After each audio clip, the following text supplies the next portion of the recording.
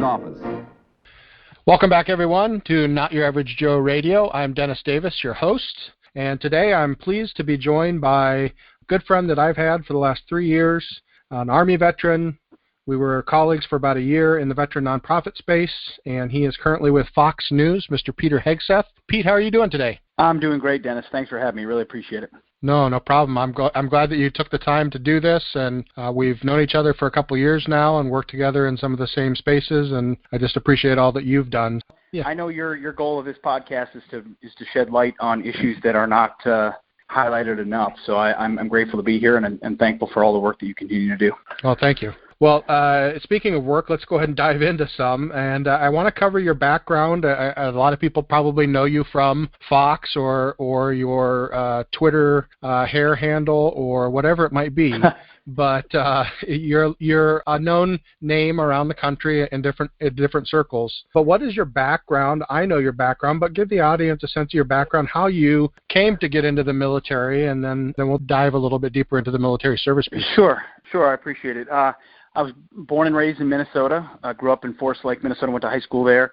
All I cared about growing up was basketball. That was pretty much, my dad was a basketball coach, and that was my animating passion. But what I didn't even realize at the time as much as how much I absorbed on values and patriotism and sort of conservatism writ large from my parents and how they lived their lives and the sort of the things that they infused into mine. So I went to college at Princeton, did ROTC there. Also ran the conservative publication, played basketball, pretty much sat on the bench. But through ROTC, I joined right before 9/11, and so 9/11 was a huge validator, and it's of course affected my life for a long time, and kind of why I serve and what it means. I was an infantry officer in the National Guard, straight out of Princeton.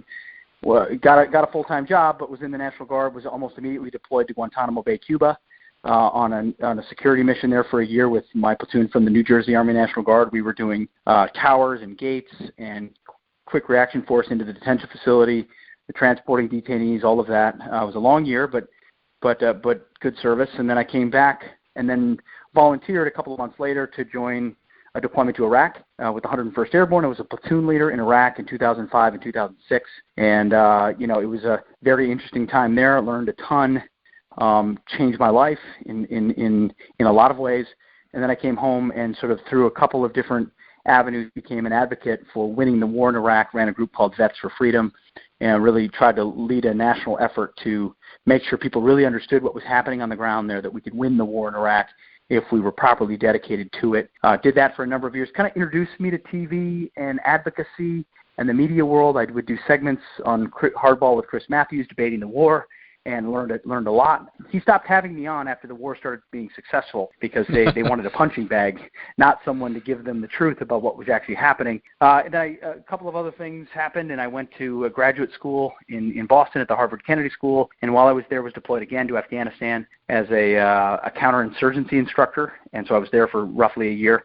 Came back and ran for office briefly in an ill-fated attempt, but more significantly got involved with a group called Concerned Veterans for America, which you and I were colleagues on, which was an advocacy group for vets and mobilizing veterans to be a part of the public discourse, and specifically to fix the VA, agitate for real reforms there that are long overdue. And through that, I got involved with Fox and was doing a lot of segments at Fox, and then Fox and Friends, which is the morning show that I'm on now, sort of gave me a shot to try guest hosting, and through more and more of that, I've gained an appetite and appreciation for that, and they've given me some good opportunities. So I'm honored right now to have a lot of opportunities on the weekends and also sometimes on the weekdays when certain hosts are out. And I see it as an extension of the mission. You know, what you're doing on this podcast, what we did at Concerned Vets for America, what I do at Fox and Friends and on Fox is to try to get the word out and be a voice for things that aren't talked about as much as they should be, or angles that aren't emphasized as thoroughly as they should be. So I'm grateful for those opportunities, and I see it as an extension of the service that you and I both had in uniform. Oh, absolutely, and I've seen episodes that you have done since we were no longer working together, and the diligence that you still pursue accountability at the VA with is tremendous. even though you are not being paid to be in that role and being an advocate, that has never stopped. And that's one of the things that's impressed me the most about you, that you didn't do that role or any of the roles for money. It pays the bills, but ultimately you continue to advocate in those roles because it's the right thing to do. And one of our volunteers, that somebody that we both know, used to say, good, right, and true. Is it good, right, and true? Yeah. And if it is, then do it. If not, then why are you doing it? And well, I that's see right. you And in that way. You and I share that same passion. I mean, if I'm animated about it and believe in it and am passionate for it, and it's the right thing to do, then let's go for it. And it may not make me a rich man. I don't know. If it fulfills the sense of purpose that we both had and share while raising our right hand to defend this country, and if we're given an opportunity to continue that service in some form, and for us, for so long at CVA, it was about agitating for real accountability and choice and reform at the VA, which doesn't make you popular, by the way. In fact, it gave us a platform to advocate, but I was under consideration for certain things in the Trump administration, and ultimately, because we took such an aggressive stance, because we were so forward-leaning in saying, hey, we can't nip around the margins anymore, we really have to do something real, we created real resistance. There are groups that don't like me, that don't like you, that don't like us, because they're defenders of the status quo. And as you know, I never went to CVA or to Washington to be popular or to get invited to the cocktail parties. We went there because too many veterans are dying, too many veterans are underserved. The bureaucracy is not meeting the needs of those coming home. And we can either kind of pat each other on the back and say, hey, let's do what we can, or we can roll up our sleeves and join the fight. And that's what motivates me. I know it's what motivates you. And so if I can still shed light at Fox on the issues that are happening or not happening, I feel like that's my obligation, not something hey, maybe I'll do if it gets good ratings. It's, hey, this is an opportunity to talk about things that no one else is talking about, that military members and vets care about. And so for me, it's about passion, just like it is for you. No, and I completely appreciate that. I've always appreciated that about you. And if you listen to the first episode and kind of my story, you knew some of that story, but there's some things in that story that you probably didn't know, and challenges that I've had. And so it's precious to me. One life is too many lost. But when we have a suicide rate that, according to the VA, so VA statistics, we know a couple things about those. One, they're government statistics, so they are either deflated or inflated to make the government agency look good. And number two, that a particular statistic of 22 veterans a day committing suicide in one active duty doesn't take into account some of the largest states, or the largest states in the country, like Texas and California, where I would dare say there are a few veterans, and they don't track suicide as it relates to veteran status. So we're likely losing a lot more than 22. And that's just one example. That's one that I'm passionate about, but certainly mental health for veterans coming back and having been exposed to trauma in any form or fashion. It doesn't mean just combat, but in any form or fashion, what are we doing for them? And then obviously the protracted pain as well, and that the VA could just make knee-jerk reactions and pull everybody off of pain medications and say they're solving a problem because Congress wanted accountability. Dennis, all of that is right. All of that is right.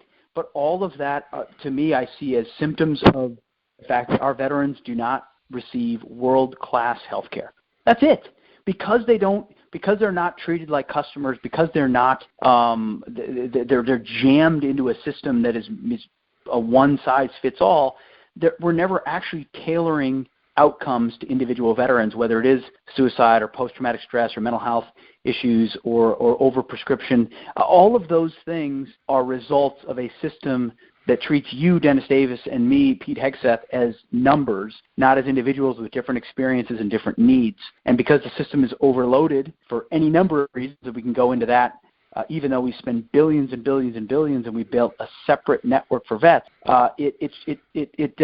it clearly hasn't delivered what it should. So you've got advocacy on two levels. What you're talking about, specific issues, filling in the gaps where the needs are not met, but then also the broad sweeping systemic reform that the system so badly needs, which is why we fought the way we did at CVA, is until there's an alternative plan or an alternative model, the swamp or the existing bureaucracy gets to set the terms of the discussion.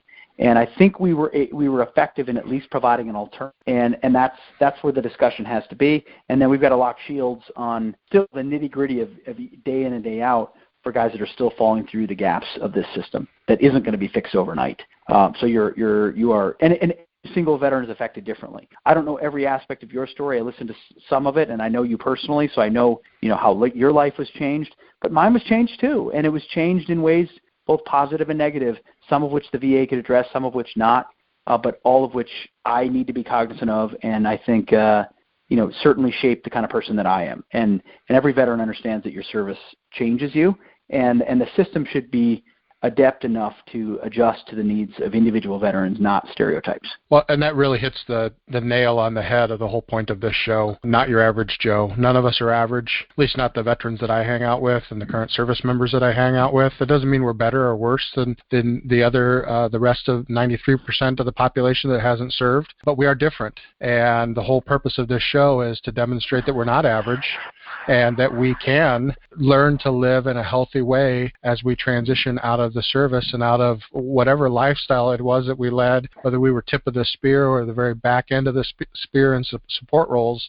That impacts all of us in different ways, and there are things that change in our lives, good and bad, and we need to learn to live with those in a healthy way, and then there's nothing that we can't do. So, well, that's right. I certainly appreciate your stance on that. And I know you always go that extra step too. It's not even about adjusting to normal life, or it's about then being the leaders that our communities need. It's about being the folks who put flag before self, or larger ideas before self.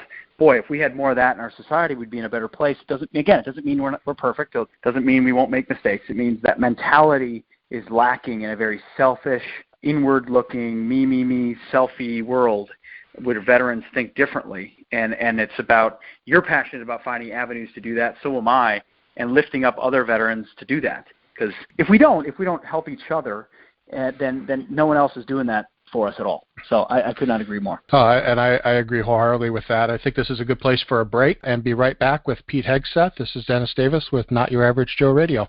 Hey, Dennis Davis here from the podcast you're currently listening to.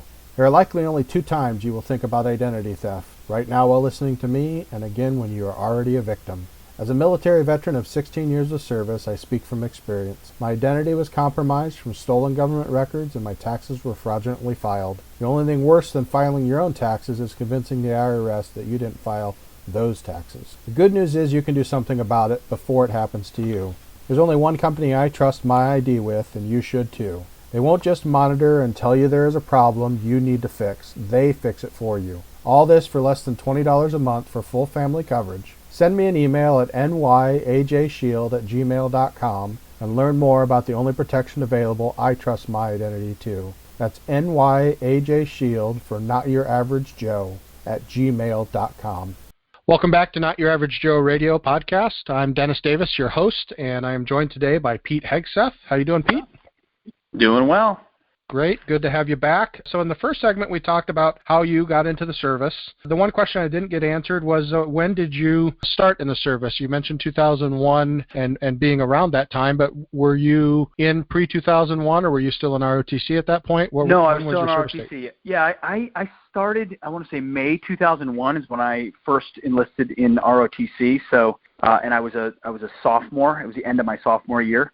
And then I was in ROTC for 2 more years and was commissioned in June of 2003. And then I went to Fort Benning for 4 months of infantry officer basic course, and then to a full-time job as a National Guardsman, and then was quickly deployed. So I think I just went into the IRR, I'd say just, but a year and a half ago or so I went into the IRR. So I think it was about 12 years total. The itch is totally not gone, so I still have a commission in the IRR. But we'll see. I don't miss the politics.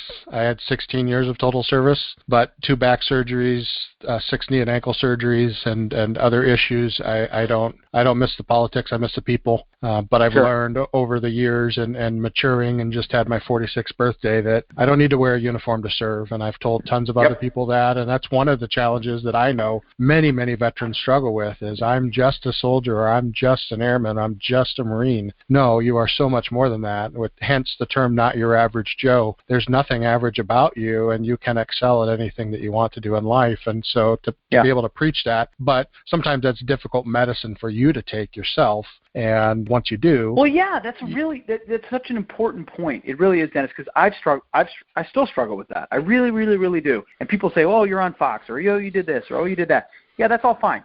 But what you have in the service, what I had when I was in Iraq or Gitmo or Afghanistan, but especially in Iraq as leading a platoon, was this sort of like sense of purpose, this understanding that each day you were getting up with a defined mission, fighting for the home team, going after bad guys, trying to keep your country safe. And you had the larger issues that you cared about, the mission overall, but it was the guys that you were serving with who you cared about the most, who you wanted to bring home with you, who meant everything to you. And then you come home to a society that doesn't value that, or if you're a National Guardsman, you don't go back to your post, you go back to your home, and you don't have those connections. Even if you're on active duty, it doesn't matter. There's this disconnect with the world here. And it's hard because the things that you thought mattered before you left no longer matter. The small things feel petty. The sense of purpose you had overseas, the things that people care about at home they don't seem to matter. And so how do you recapture that purpose and channel it in a way that is productive? And I do think a lot of veterans struggle with that, recapturing that purpose. And everything feels dull and weak and shallow.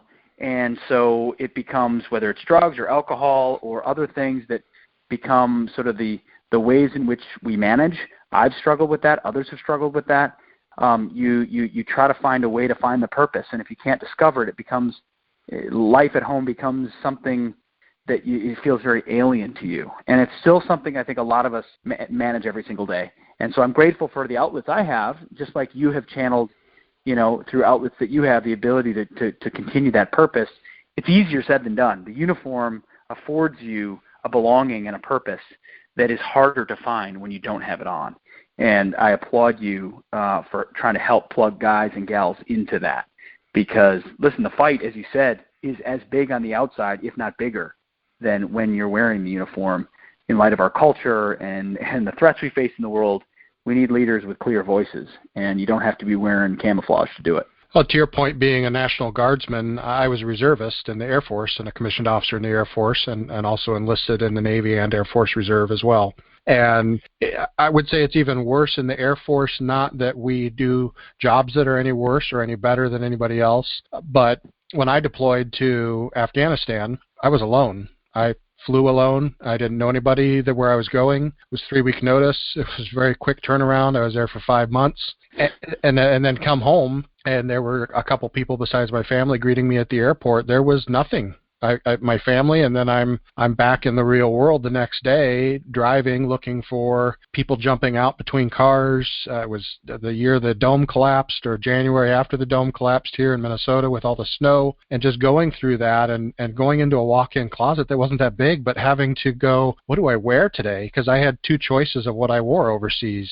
One uniform or a different kind of uniform. That was it. I didn't have any other choices. And then it was simple things like that we take for granted, or the 93% I say take for granted. It really present challenges for a lot of us, and you have to learn how to live within those things. But that really leads me to the next question for you. Obviously, my first book, Not Your Average Joe, Profiles of Military Core Values and Why They Matter in the Private Sector. Mouthful, but really talks about 9 people I know, some that I served with, and values that they have that have made them successful both in and out of the military. And for me, you brought up something about a solution to the problems in society today and how veterans can play a role in that. And I say absolutely. To me, we are the solution to the problems that we seek being solved.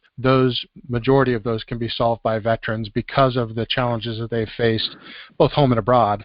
So for the audience, what would you say your favorite value is, or what has been the most meaningful value that you developed and learned, was embedded in you through your service, but then you've been able to carry through in your current family life, in your current work at Fox, writing a book, speaking that you do, et cetera? Yeah. Man alive, a good question. I don't know. This is not an Army value or a value that there's plenty of other ones I could talk to about duty and honor and what it means to wear the cloth of our country. You know what the military taught me? There's a lot of different, but it taught me toughness. It really did. You got to pony up and just be tough. You got to push through situations that suck.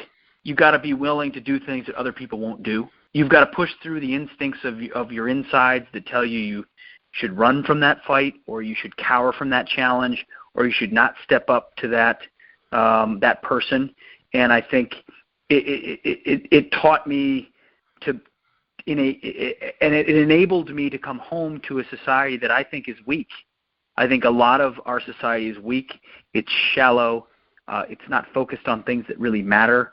And there's a fortitude that we're going to need if we're going to recapture our country and our culture that I think veterans can muster. And they can be truth tellers, and they can stand on principle. And again, doesn't mean they're perfect. Doesn't mean they haven't made mistakes. I've made my share of mine. There's no doubt about that. I'm no saint. But if I can stand tall knowing I love my country and I want a better future for my kids, and I'm unafraid in my willingness to fight for it, then throw whatever daggers you want at me. Criticize me however you want. Undermine or do what you want to try to impugn me. But if I know what my North Star is, and I know that it's my country and the values that it holds, then I'm not going to be afraid. Then I can push through it.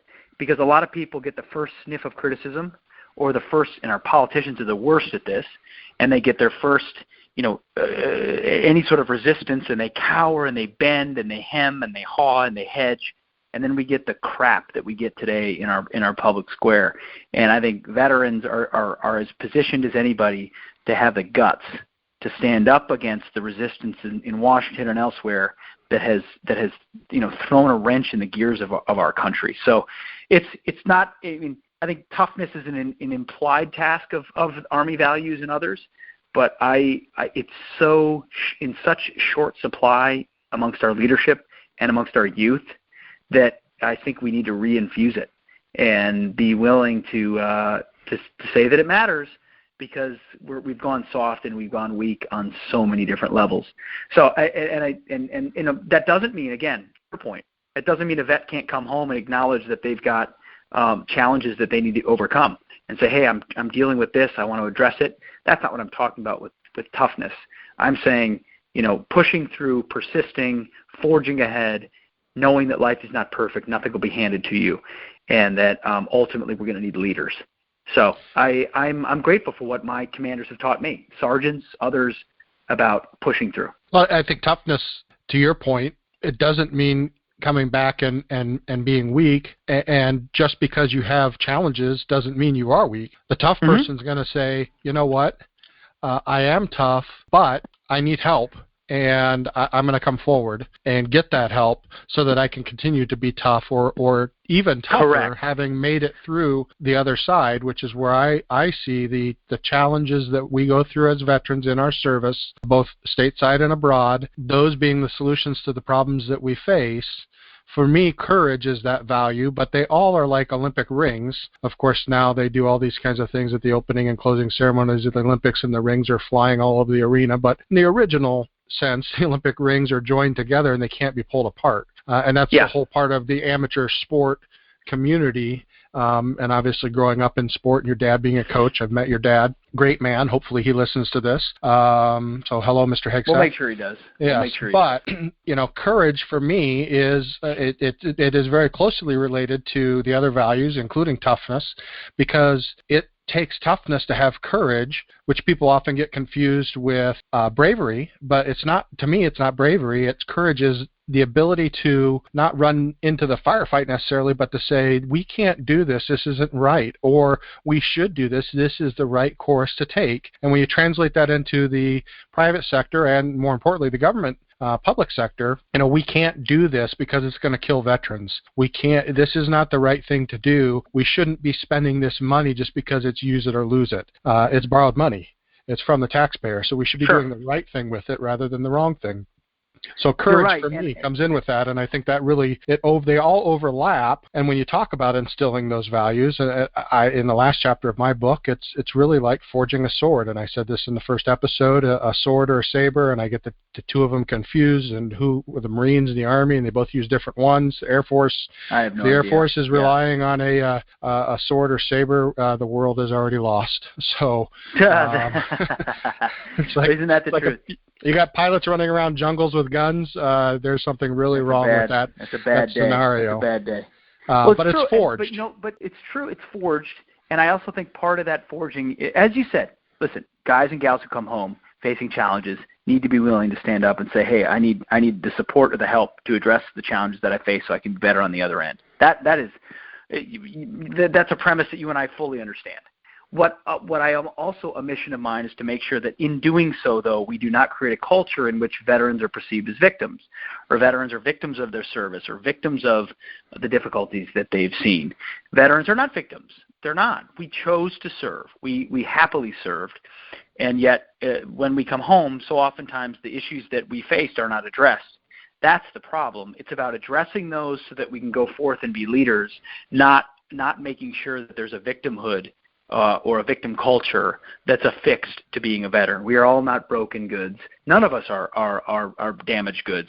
We come out with experiences, some of which need to be addressed, some of which don't, and we need to hold our policymakers accountable to making sure that our government cares for those who need it as best as possible without creating a stigma that you or me or others aren't capable of being the kind of leaders that our country needs. Absolutely, and I've said this a million times that we as veterans aren't broken. We don't need to be fixed, but we are forever changed. And when you learn how to live with those changes in a healthy, positive manner, there's absolutely nothing in life that you can't do. Based on where you've been, what you've been through, there is no challenge that you can't overcome. There's no company that should want to hire you because of that. And that's where I see the value that we bring. Before we go to the next break, I want to cover, and it doesn't have to be quickly, but because this is kind of a big question, but what was your most challenging situation, would you say, through your service? And it could be anything. You know, I know you went through some things in Iraq, but what would you say was your most challenging situation that you know that people listening that have served can really resonate with? Challenging situation in my service. I mean, you've got the moments, the crucible moments of combat or raids or firefights, and all of that is challenging, and you sort of muster different things in those moments that are challenging. But a lot of that is reflexive, and a lot of that is you know, the guy on your right and left are charging ahead, and so are you, and so it's not even challenging, it's more instinct and training, and so you're doing it. Oh man, good question. I guess I would say when I joined the 101st as a platoon leader, I joined as an attachment. So I was a latecomer to the unit. I knew the company commander. He'd been my trainer at Fort Benning and at my infantry officer basic school. And so he knew me, but no one else in the unit knew me. And I kind of did a drug deal through the bureaucracy to go from the National Guard in New York to active duty on the 101st to a deployment to Iraq. And so when I showed up to my unit as a platoon leader at Fort Benning, the only person that knew me was my company commander as a platoon leader. But otherwise, I was a National Guard Wall Street banker without a Ranger tab who'd never been to combat, who was now going to be leading this platoon in the 101st. With the Rakkasans, most of my men had been in the initial invasion and so had combat experience and kind of looked at me sideways like, who is this kid? You know, and why is he qualified to lead me in combat? And it was not a smooth sailing. I mean, we had some training at Fort Campbell, and then we were in Kuwait for a number of weeks before we actually got into country. And that to me was a big proving ground. I was learning from these guys, my NCOs, you know, saying, hey, teach me what you know, trying to prove that I was capable to lead them by listening and learning and then adapting it. And it wasn't until our first, you know, night raid of a Al-Qaeda target in East Rashid in Baghdad that the E6s kind of looked at me and said, hey, LT's okay. You know, he can handle it. And it's the validation you want from your men and from those you serve with that say, hey, I'll follow you. But it was one of those moments when you're acutely aware that eyes are on you and that lives are at stake and that getting it right matters. So listening and learning and studying was something I tried to do as fast as I could with the guys that I was, given the honor to lead. So that was a pre-combat experience. But then, of course, the choices and the decisions you make in real time live with you forever. I'll never forget them. I can still see in my mind's eye moments, trigger pulls, raids, decisions, chases with vehicles, IEDs, other things, I can see them. They never leave you, and they're right there. And they are, and decisions you made will, they don't haunt me. I don't wake up at night, but there are moments where I think about them, and they always live with you. And I think they kind of inspire you to make sure that you make tough calls when you're back home. So, yeah, it's earning the respect of your men, ultimately, so that you feel like you can be the leader you need to be. And wonder what a wonderful world it would be if everyone earned the respect of the men and women that they worked for or worked with.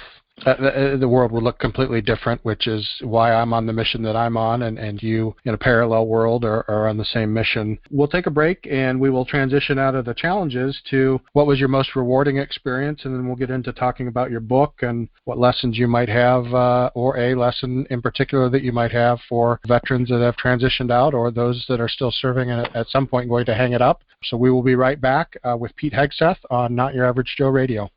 No experience, no job. I could do that job, but who'd give me the chance?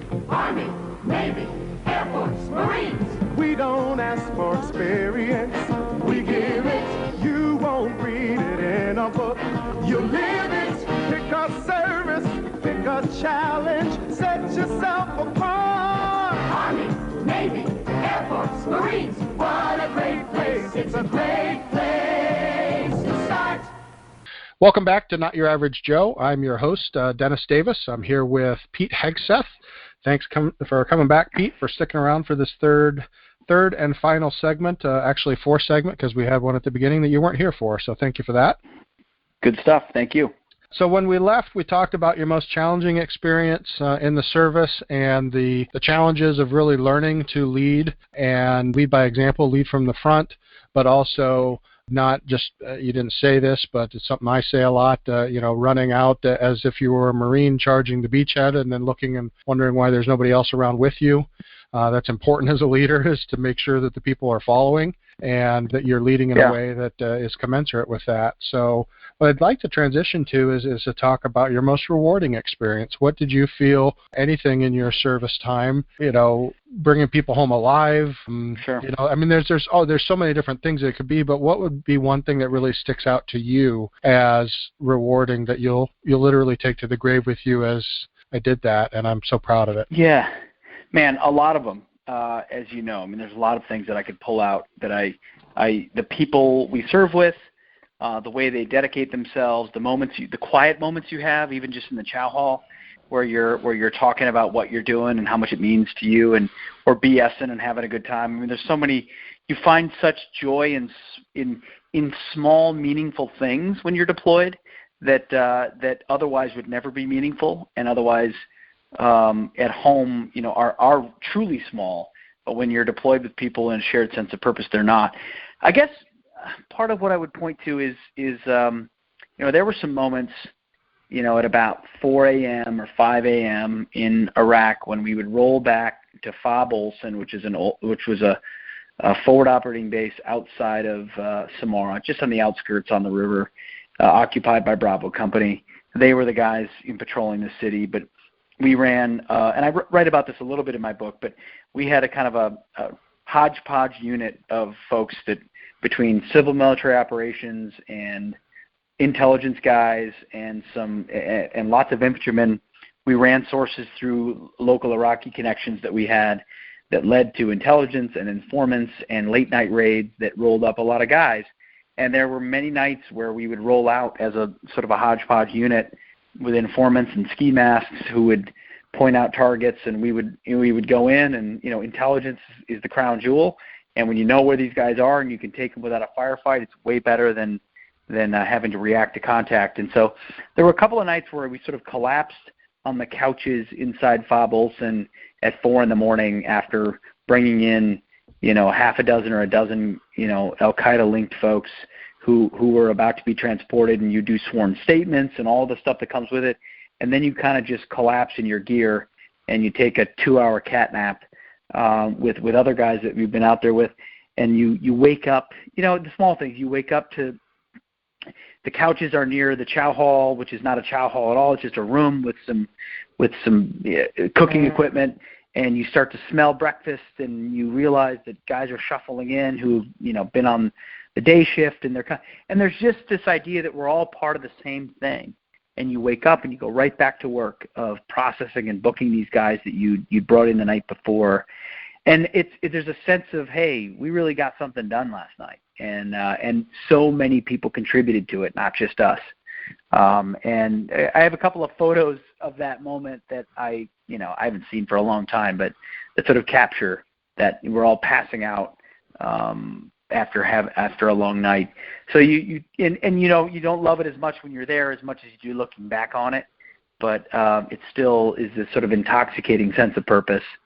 And then of course every guy that you come home with, everyone that you now are still connected with who's home, is someone of value that you always remember and love. So staying in touch with the guys when you come back to is a pretty cool thing. So what I hear you saying really is the achievements that you had, especially when they came without a single shot being fired, being both strategic and tactical. Obviously, your tactical is impacted by your strategery. That is still a word. It was popular in the 2000s. Sure it is, of course. By a former president of ours that we both served under. But, the accomplishments, achievements that you had, and then through those achievements that really led to that camaraderie, that band of brothers, if you will, and sisters, not specifically in your role, but we don't want to leave female veterans out. Those missions that you were on, specifically with your brothers, that's how you grew close, and that it became almost unconscious that each of you knew each other's jobs. And as you said many times before, because I've heard you say this, that you look to your left, you look to your right, and you look behind, and there's always somebody there with you, and you're not alone in the fight. And I think taking that forward as you transition out of service, you still need to look to your left and look to your right and look behind and make sure there are people there. And if not, then it's not because there aren't people that would be there. It's probably because you need to adjust something in that transition to allow them to be there. And we can be prideful and not accept that. But part of that transition is we need to accept that and have people on our 6 and our 3 and our 9 and our 12, so that we've always got something to look forward to achieve. We got people next to us that can help us, and we got somebody behind pushing us to go to the next level and to achieve more success. So that's kind of what I'm hearing from you. Is that a fair assessment? Yeah, very much so. I mean, when you're there, you don't have much of a choice, but that's a good thing because you're surrounded by people that would incentivize you to make the right choice no matter what. I mean, there's a shared sense of duty and obligation to the mission at hand, and there's disagreements on the margins, on the tactics maybe, but it's understood that ultimately the mission is the same. And then when you come home, you disperse and you do your own thing, and there's incentives to be insular and to address our own lives. But so many of the things that you face or your challenges you have are not challenges that people in your life can necessarily speak to or address. And so you've got to be willing to, and I have not been great at this. So I'm not, even though I've led veterans organizations and been passionate about this, on a personal level, you still doesn't necessarily mean I'm or we are connected to lots of people that you can talk to about all those things. But it's really important that you do, because if you're relying on a bureaucracy like the VA, or you're relying on your employer, or you're relying on your family, none of which necessarily are attuned to the issues you're facing, you can fall short, or you can feel like you're alone. And so seeking out, peer-to-peer, whether it's through veterans organizations or personal contact or guys who are in your unit, I just think that's so healthy and cathartic, because otherwise people won't know what you saw or what you faced or how to motivate you to move into the next phase of your life. And I know it's been a lot of the people that I served with who have had the most honest words for me about, hey, Pete, this is the Pete that I knew, and this is what you need to harness and going forward, that have meant the most to me. So yeah, you're right. I mean, it's translating that service to the home front is the challenge, and as well as making sure that you've got people you can have an honest conversation with to make sure that, your best days are in front of you, not behind you. It shouldn't be about dwelling only on what you did. It should be about leveraging what you did to be a part of the solutions in the future. Absolutely. This is something we haven't talked about. We've talked a little bit about your book in the past, you and I've heard you speak on the book a little bit. But talk to me about the book, the story behind the book. I sense that, obviously from this conversation and previous ones, that a lot of the book, while it's based on something else, many, many years ago, a lot of it has to do with your service and how you leveraged, being in the arena to actually live out those values and in combat and outside of combat, and continue to do that today. So talk to me about the book and, the title of the book and, how you came to settle on that and write it. Yeah, the book's called In the Arena, and it is not a biography of me. It is more so a call to action for patriots and others to fight for their country. And I knew I had a sense I wanted to write a book to kind of motivate and galvanize and to make the case. But I didn't want to just write what Pete thought. And instead, there was this quote that always motivated me called the Man in the Arena quote, which you and others are very familiar with. It talks about being in the arena and fighting for your country, by Teddy Roosevelt from 1910. And then I read the entire speech where the quote comes from. It's called Citizenship in a Republic. And I remember, I'll never forget the moment I read the speech, and it just smacked me. And it said, okay, I know the quote, but I didn't know the speech. And this is the speech America needs today. It needs Teddy Roosevelt at that podium in France telling inconvenient truths to a population that doesn't want to hear it. And that's exactly what we need today.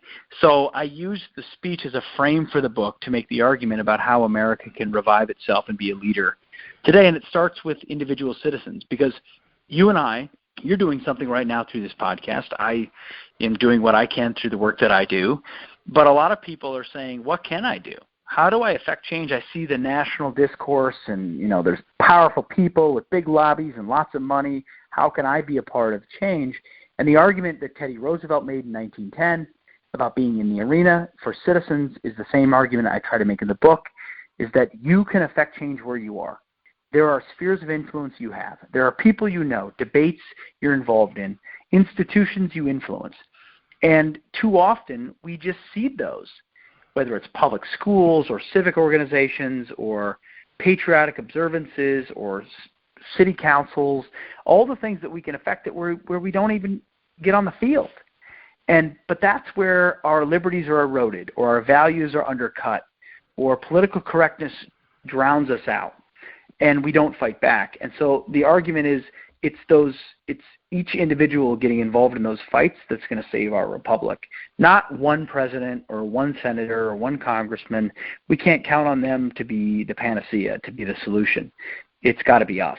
So I wrote the book to motivate people. It doesn't matter if you've worn the uniform or not.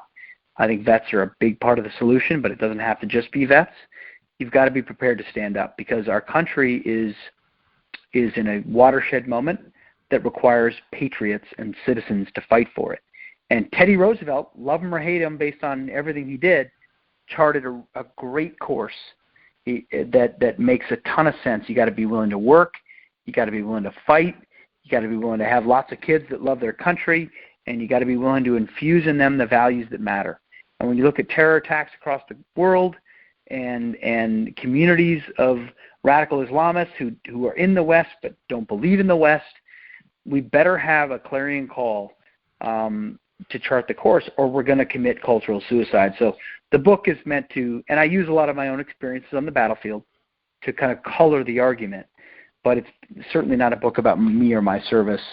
It was a labor of love. I hope people pick it up. I'm grateful for the chance to write it, and like you, it's my one small contribution to the discussion. So speaking of where to pick it up, how do people, one, get the book, and then two, reach you or track you if they so desire to do that? How do they find you? Yeah, they can go, the book's on Amazon, the book's on Barnes & Noble, anywhere. Just type in my name, Pete Hegseth, or In the Arena. You'll find it. It's out in paperback in addition to the hard copy, so you can get it for cheap or get it for posterity or whatever you want. And then, I'm on Facebook, Twitter, at Pete Hegseth. Folks can reach me in all of those places. Okay, awesome. Well, if only I could get a copy, that would just be tremendous. You've been dogging me on this. I have, and I will continue to do that. I mean, now I'm a radio personality, a radio podcast personality. I should clarify that. I guess I'm not confined by the terrestrial cords now. I'm heard globally, so.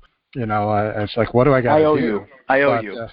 You do, but that's okay. I know that you are good for it. But I'm kind of a capitalist, so I'm kind of hoping you'll buy it to support it. I mean, that's. Well, I'm a capitalist too, and I figure you give what you get, or you get what you give. And I remember distinctly being a volunteer when I first met you, not in a paid role with our prior organization, and giving you a signed copy from Captain Dennis Davis to Captain Pete Hegseth. So I've been officially one-upped. You are correct, sir. Yes. Well, I was Air Force, so you got to expect that. Although I didn't go to Princeton or Harvard, but overrated institutions. Yes. But I did go to a local, very well-known school here in the Twin Cities. So, last thing that I want to end with is, if there was condensed 60 seconds, if it's longer, that's fine. What's one piece of advice that you'd give to those that are serving and eventually going to transition out, or having difficulty in their service now, or people that have already transitioned out?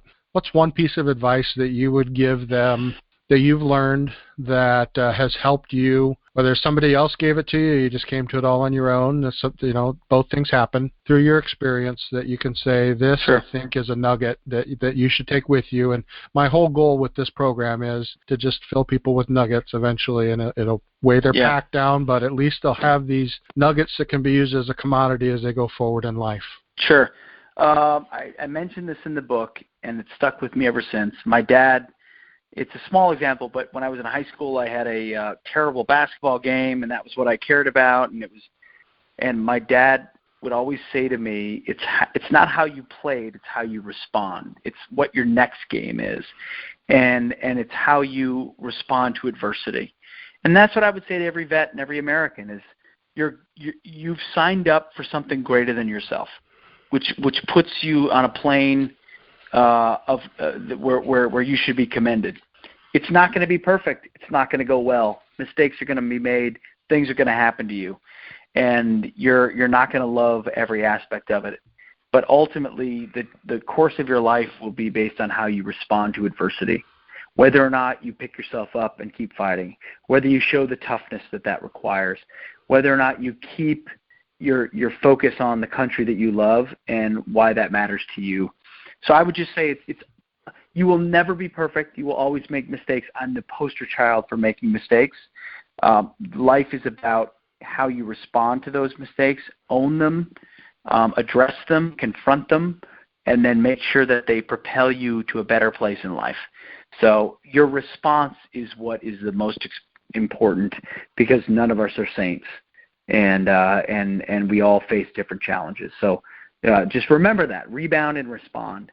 And I think when you do so, as a veteran, you're in a great place to succeed. I couldn't agree more. I deal with that with my children all the time. I know that you've got kids. It's not what happens to you. It's how you respond, and that response is our choice. We don't have to like what we're going through, but we control the response. We don't control the situation that led to the response. Sometimes we do, but oftentimes other people are impacting that, and we are in full control. So I want to thank you for being on the show today. Again, at Pete Hegseth, In the Arena, Amazon, Barnes & Noble, InTheArena.com. Do you also have a website? Yep, just PeteHegseth.com. It's all there. Yep. Of course, PeteHegseth.com. What am I thinking? You can find our show, NYAJ Vets, for Not Your Average Joe Vets.com. And I'm Dennis Davis, at The Dennis Davis on Twitter. We will have some additional handles out there for the show, and we are on iTunes and Google Play as of this week. So I appreciate you being on today, Pete. I look forward to many more conversations with you, and I'd like to thank the audience for listening. Tune back next week for another show of Not Your Average Joe Radio Podcast. Thanks, Dennis.